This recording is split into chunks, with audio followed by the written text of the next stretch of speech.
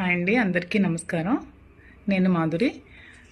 యాక్చువల్గా డాక్టర్స్ కొంచెం హెడాక్గా ఉంది అని చెప్పి కొంచెం రెస్ట్ తీసుకోమన్నారు.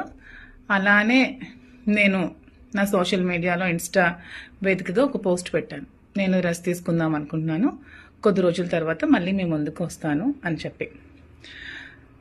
ఇలా రెస్ట్ తీసుకుందాం అనుకున్నప్పుడు నేను న్యూస్ ఛానల్స్లో నిన్నే చూశానండి.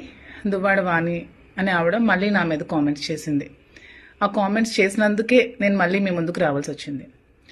అవి ఏ విధమైన కామెంట్స్ అంటే, నా వల్ల శ్రీనివాస్ గారికి థ్రెట్ ఉందని, నా వల్ల దువ్వాడ వాణికి థ్రెట్ ఉందని ఆవిడ కామెంట్స్ చేసింది.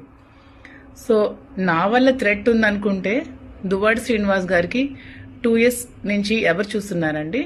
2 years నుంచి అతను ఆలనా పాలనా అంతా ఎవరు చూసుకుంటున్నారు? ఏమే వచ్చి చూసుకుంది? నేనే కదా చూసుకున్నది. మరి 2 years ముందు నుంచి లేని థ్రెట్ ఇప్పుడు ఎందుకండి